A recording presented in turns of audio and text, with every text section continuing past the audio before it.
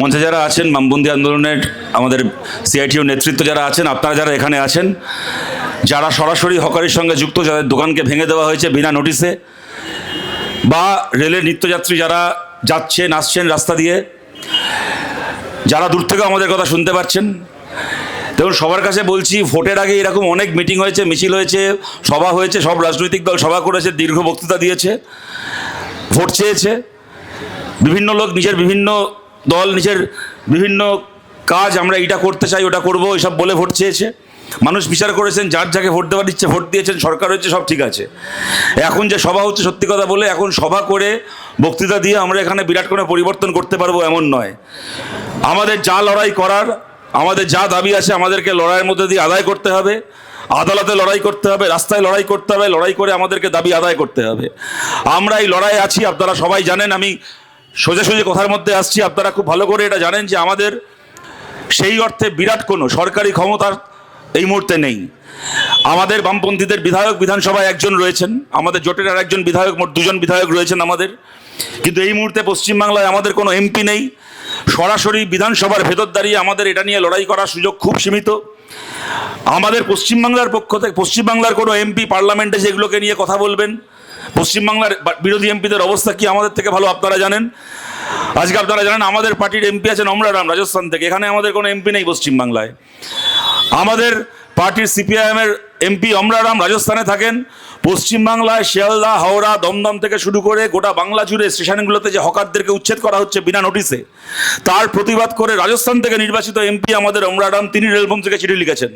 রেলমন্ত্রীর কাছে দাবি করেছেন যে এই উচ্ছেদ অবিলম্বে বন্ধ করতে হবে, অবিলম্বে সমস্ত হকারদেরকে তাদের কাজের জায়গায়, তাদের ব্যবসার জায়গায় আবার ফেরত আসার অনুমতি দিতে হবে, সুযোগ দিতে হবে। কোনো উচ্ছেদ করা চলবে না, যদি করতে হয় পুনর্বাসন দিতে হবে। এই দাবিতে আমাদের পার্টির এমপি রাজস্থান থেকে চিঠি লিখেছেন রেলমন্ত্রীকে। কিন্তু পশ্চিমবাংলায় যেখানে আমরা এখানে দাঁড়িয়ে আছি, এখানকার এমপি সৌগত রায়, সমস্ত গোটা পশ্চিমবাংলা জুড়ে, পাশের কেন্দ্রের এমপি সুদীপ ব্যানার্জি, আপনি যেদিকে তাকাবেন গোটা বাংলা জুড়ে 29 জন এমপি, বিজেপির এমপি, বাকিদেরকে আমি যদি সেরেও দিই, পশ্চিমবাংলায় তৃণমূল কংগ্রেস বিজেপিকে হারিয়ে যারা জিতেছে 29 জন এমপি রয়েছে, এমএলএ রয়েছে এখনো এতগুলো। একটা এমপির মুখে, একটা এমএলএর মুখে রাস্তায় নেবে এসে মিছিল আসা তো ছেড়ে দিন, ও জানে রাস্তায় বেরোলে মিছিল আসলে এখন ডিম ছুঁড়ে মারবে লোকে। মিছিল আসার কথা ছেড়ে দিন, দাঁড়িয়ে একটা বিবৃতি দেওয়ার পর্যন্ত ক্ষমতা নেই। গোটা নির্বাচিত জনপ্রতিনিধিরা লাইন দিয়ে দাঁড়িয়ে আছে। হয় যদি বিজেপি দরজা খুলে ভেতরে আসার সুযোগ দেয় খুব ভালো, বা যদি ভেতরে আসতে নাও দেয়, যদি দরজার বাইরে একটা পিঁড়ি পেতে বসতে দেয় তাহলেও ভালো। ওখানে বসে বিজেপি নেতাদের জুতো পালিশ করবে তাও ভালো, বিজেপির বিরুদ্ধে কোনো কথা বলবে না, কোনো প্রশ্ন তুলবে না, তার বিনিময়ে নিজের জেলে যাওয়াটা যেন আটকানো যায়। এরকম একটা অবস্থার মধ্যে আমাদেরকে দাঁড়িয়ে থাকতে হয়েছে। মানুষের জোরে, সাংগঠনিক আমাদের যে জোর রয়েছে, সঙ্গে সাধারণ মানুষকে নিয়ে, যেরকম দেবাংশুদা বলার সময় বলছিল, দেবুদা বলার সময় বলছিল, বহু স্টেশনে আমরা এই উচ্ছেদকে ঠেকাতে পেরেছি, আটকাতে পেরেছি। কিন্তু আবার অনেক স্টেশনে পারিও নি। দমদম স্টেশনে আমরা পারিনি। আতর্কিতে যেরকমভাবে উচ্ছেদ হয়েছে, খবর পেয়ে সেদিন রাত্রিবেলা আমাদের নেতৃত্বরা সবাই ছুটে এসেছিলেন। কিন্তু এক জায়গায় তারা জমায়েত করছেন, অন্য জায়গা থেকে ভাঙচুর শুরু হয়ে গেছে। আমার থেকে ভালো আপনারা সেগুলো জানেন। এটা খুব সম্ভবত গত শনিবারের কথা। আমার কষ্ট হচ্ছিল, আমার আফসোস হচ্ছিল, আমি জানতাম না রাত্রিবেলা এরকম হচ্ছে। পরের দিন সকালবেলা আমার ঘটনাচক্রে ট্রেন ছিল, আমি বেলগাছিয়া কলকাতা স্টেশন থেকে ট্রেনে উঠে এই লাইন দিয়েই যাচ্ছিলাম। আমি হাজারদুয়ারি এক্সপ্রেসে মুর্শিদাবাদ যাচ্ছিলাম। ট্রেনে ওঠার পরে যখন দমদম স্টেশনের ওপর দিয়ে ব্যারাকপুরের লাইনে ট্রেনটা যাচ্ছে, তখন দেখছি মোবাইলে দমদম স্টেশনের দৃশ্যগুলো। দেখে সত্যি কথা বলতে আমার কষ্ট হচ্ছিল, অপরাধ বোধ হচ্ছিল। এই দমদম স্টেশনের হকার ভাই বোনেদের কাছে, হকার দাদা দিদিদের কাছে আমি ব্যক্তিগতভাবে বলছি, এটা আমাদের কারোর কোনো ব্যক্তিগত কথা বলার মঞ্চ নয়, তবু আমি আমার ব্যক্তিগত জায়গা থেকে কথাটা বলছি। আমার নিজের ব্যক্তিগতভাবে অনেক ঋণ আছে দমদম স্টেশনে যারা হকারি করেন তাদের কাছে। আমি রবীন্দ্রভারতী বিশ্ববিদ্যালয়ে পড়াশোনা করতাম কিছুদিন, মাস্টার ডিগ্রি করার সময়। প্রত্যেক দিন এখান থেকে বিকেলবেলা বেরিয়ে সারাদিন এখানে আমাদের ক্লাস করে, ছাত্র সংসদের ওখানে তখন এসএফআই করি আমরা, ওখানে কাজ করে বিকেলবেলা বেরিয়ে এই দমদম স্টেশন থেকে হয় ট্রেনে উঠে, আমার বাড়ি কসবায়, এখান থেকে ট্রেনে উঠে শিয়ালদায় নেবে সাউথ সেকশনে গিয়ে বালিগঞ্জ স্টেশনে যেতাম, তার ট্রেন ধরতাম। আর না হলে আমার সেই সময় পার্টি করার আমার দায়িত্ব ছিল হাজরা ভবানীপুর অঞ্চলে। এখান থেকে মেট্রোতে উঠে যেদিন যেদিন হাজরা যাওয়ার, এখান থেকে মেট্রো ধরে যতীন দাস পার্ক মেট্রো স্টেশনে নামতাম, হাজরায় নামতাম। প্রত্যেক দিন বিকেলবেলা, আমার এই ছাত্র জীবনের শেষ দিকের প্রত্যেক দিন বিকেলবেলা এই দমদম স্টেশনের আমাদের হকার দাদা দিদিরা ছিলেন বলে বিকেলবেলা আমি খাবার খেতে পেরেছি, চা খেতে পেরেছি। সেই সময় আমাদের কাছে সেই পয়সা থাকতো না যে বড় কোনো রেস্টুরেন্টে গিয়ে প্রত্যেক দিন খাবো, বড় কোনো হোটেলে গিয়ে প্রত্যেক দিন খাবো। এই হকারদের দোকানগুলো ছিল বলে, এটা আমি আমার ব্যক্তিগত কথা বললাম। কিন্তু গোটা বাংলা জুড়ে প্রশ্নটা খালি এখানে যারা বিক্রি করছেন, হকারি করছেন তাদের প্রশ্ন না, যারা ক্রেতা, যারা কিনছেন, কোটি কোটি এরকম মানুষ আছেন। যদি হকার শেষ হয়ে যায় তাহলে সেই মানুষগুলোও শেষ হয়ে যাবেন, সেই ক্রেতারা শেষ হয়ে যাবেন। আজকে কলকাতা শহরে হকার আছে বলে, আজকে দমদম, হাওড়া, শিয়ালদা স্টেশনের বাইরে হকাররা আছে বলে এখনো 5 টাকায় চা পাওয়া যায়। হকাররা আছে বলে দুপুরবেলা খিদে পেলে 30 টাকায় পেট ভরে ডিম ভাত পাওয়া যায়, সবজি ভাত পাওয়া যায়। যেদিন হকার থাকবে না সেদিন 5 টাকার চাও থাকবে না, 25 টাকা 30 টাকার পেট ভরা ভাতও থাকবে না। তাই আমরা বলছি এই লড়াই শুধুমাত্র যারা হকারি করছেন তাদের লড়াই নয়। যত মানুষ আমাদের কথা শুনতে পাচ্ছেন, দূর থেকেও যারা আমাদের কথা শুনতে পাচ্ছেন, এখানে দাঁড়িয়ে যারা শুনছেন, এই ভিডিও মোবাইলের মাধ্যমে, ক্যামেরার মাধ্যমে আমাদের কথা যাদের কাছে পৌঁছবে, গোটা বাংলার মানুষের কাছে আবেদন করছি, জীবনে যদি একদিনের জন্য কোনো হকারের কাছ থেকে কোনো জিনিস কিনে থাকেন, তাহলে সেই হকারের পাশে আজকে এসে দাঁড়ান, সেই হকারের পাশে, তার দোকানের পাশে, তার ব্যবসার পাশে আজকে এসে দাঁড়ান। যারা রেলেরও কর্মচারীরা রয়েছেন, আমরা তাদের কাছেও আবেদন করছি, ভারতের রেলের কর্মচারীদের ওপরও এই বিজেপি গভর্নমেন্টের ওপর যখন বারবার আক্রমণ হয়েছে, রেল কর্মচারীদের বাইরেও সমাজের একটা বড় অংশের মানুষ তারা সেই আক্রমণে তাদের পাশে দাঁড়িয়েছে। দাঁড়ানোই উচিত, দাঁড়ানোর কথা। যদি রেল বিক্রি হয়ে যেত, যদি রেল বেসরকারি হয়ে যেত, তাহলে আজকে ট্রেনের 10 টাকার টিকিট 50 টাকা হতো, 500 টাকার টিকিট 2000 টাকা হতো। কিন্তু রেল কর্মচারীদের লড়াইয়ের পাশে যেরকম বারবার করে সমাজের বাকি মানুষদের কাছে আমরা দাঁড়ানোর আবেদন করেছি, তেমন যারা রেলের কর্মচারীরা রয়েছেন তারা বহু গৌরবোজ্জ্বল লড়াই করেছেন। কয়েকদিন আগেও বিজেপি সরকারের আমলে বিজেপির পোষা ট্রেড ইউনিয়নকে ওরা হারিয়ে, হারিয়ে গোটা পশ্চিমবাংলা সহ গোটা ভারতে রেলের বামপন্থী কর্মচারীরা তারা জিতেছেন, গণতান্ত্রিক কর্মচারীরা জিতেছেন। তাদের সবার কাছে আমরা আবেদন করছি, সেই কর্মচারীদেরকেও আজকে হকার ভাই বোনদের পাশে এসে দাঁড়াতে হবে। শ্রমজীবী মানুষের চোখের জল যেখানে পড়বে, সেই জলকে মোছার জন্য, তার হয়ে লড়াই করার জন্য সমস্ত শ্রমজীবী মানুষকে একটা জায়গায় এসে দাঁড়াতে হবে। এই লড়াই আমাদেরকে লড়তে হবে, এই লড়াই আমাদেরকে জিততেই হবে। এই প্রত্যেকটা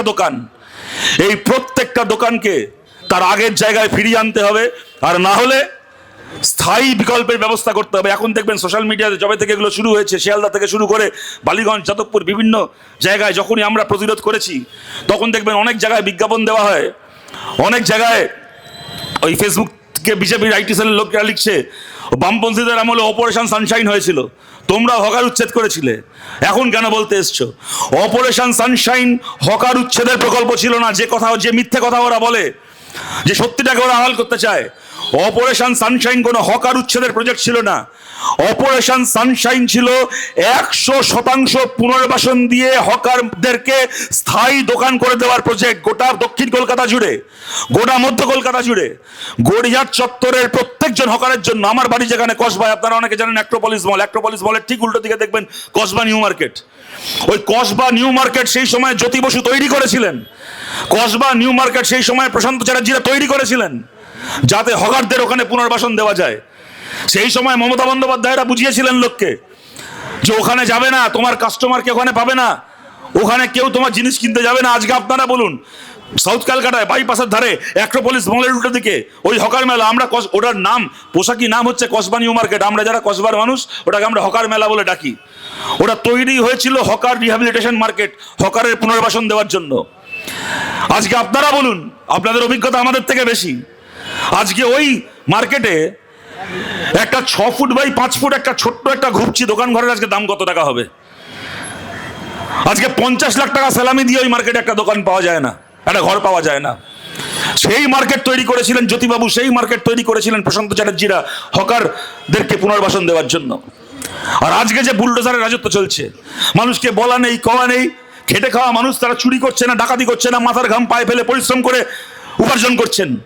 তার সন্তানের যেন জীবনটা তার থেকে ভালো হয়, তার সন্তান যেন বড় হয়ে একটা ভালো জীবন পায়, তার পরিবারটা যেন ভালো করে চলে, তার জন্য গোতর খাটিয়ে পরিশ্রম করে উপার্জন করছেন একজন মানুষ। কারোর কাছে ভিক্ষা করছেন না, কারোর কাছে দয়া চাইছেন না, চুরি করছেন না, ডাকাতি করছেন না।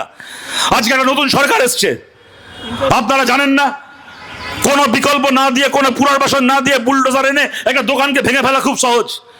কিন্তু আপনারা দোকানকে ভাঙছেন, মানে খালি দোকানকে ভাঙছেন না, আপনারা পরিবারকে ভাঙছেন, একটা সংসারকে ভাঙছেন। কতগুলো ছোট ছোট ছেলে মেয়ে যারা প্রস্তুতি নিচ্ছিল, ব্যাগ গোছাচ্ছিল কালকে সকালবেলা স্কুলে যাবে বলে, সেই ছেলে মেয়েগুলোকে প্রস্তুতি নিতে হবে আজ বাদে কাল। এই আমাদের ঘরের ছোট ছোট ছেলে মেয়েরা, এদেরকে প্রস্তুতি নিতে হবে আজ বাদে কাল। আমার বাবার দোকানটা ভেঙে গেছে, মায়ের দোকানটা ভেঙে গেছে, আমার আর স্কুলে গেলে চলবে না, আমাকে এখন পরিযায়ী শ্রমিক হয়ে অন্য রাজ্যে চলে যেতে হবে। আমাকে এখন মাটি কাটার কাজ করার জন্য, এখন বালি বওয়ার জন্য আমাকে রাজমিস্ত্রি হতে হবে। এখন আমাকে কোনো হোটেলে, আমার বাবার একটা ভাতের হোটেল ছিল স্টেশনে, আমার মায়ের একটা চায়ের দোকান ছিল স্টেশনে, সেই হোটেল সেই চায়ের দোকান ভেঙে দেওয়া হয়েছে। তাই আমাকে এখন কোনো বড় বাবুর হোটেলে গিয়ে রান্নাঘরে গিয়ে সাবান জলে কাপ প্লেট ধুতে হবে। আমার আর কালকে থেকে স্কুলে যাওয়া চলবে না। আপনি শুভেন্দু অধিকারী, আপনি পশ্চিমবাংলার মুখ্যমন্ত্রী, আপনি রেলমন্ত্রী অশ্বিনী বৈষ্ণব, আপনারা এগুলো জানেন না? কোনো বিকল্প না দিয়ে আজকে এতগুলো মানুষকে বেকার করে দিচ্ছেন। পারবেন এই মানুষগুলোকে? একজন হকার তো দয়া চাইছে না, একজন হকার তো বলছে না যে আমি বিনা পয়সায় ঘরে বসে খাবো, আমার ব্যবস্থা করে দাও। তারা তো কাজ করতে চাইছেন, আপনি তার কাজের জায়গাটাকে শেষ করে দিচ্ছেন। পারবেন সবাইকে কালকে একটা সরকারি চাকরি দিতে? পারবেন কালকে সবাইকে একটা তার যোগ্যতা অনুযায়ী একটা বেসরকারি চাকরির ব্যবস্থা করে দিতে? পারবেন তাকে প্রত্যেকে 5 বিঘে করে চাষের জমি দিতে, সবাই চাষ করে খাবে? একটা সমাজে করে কমবে খাচ্ছে মানুষ, বলা নেই কোয়া নেই, কোটি কোটি মানুষকে আজকে রেল হকার রাস্তার হকার মিলিয়ে আজকে কোটি কোটি মানুষকে বলা নেই কোয়া নেই একটা কলমের খোসায় বেকার করে দিচ্ছেন, বুলডোজার চালিয়ে দিচ্ছেন আর বলছেন আমরা মানুষের ভালোর জন্য করছি। কোন মানুষের ভালোর জন্য করছেন?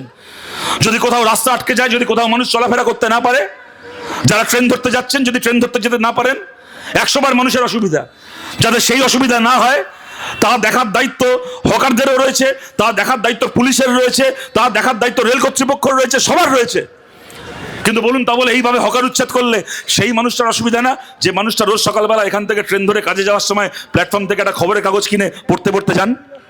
সেই মানুষটার অসুবিধা নয় যখন কালকে থেকে এসে দেখছেন যে প্ল্যাটফর্মে একটা খবরের কাগজের দোকান নেই?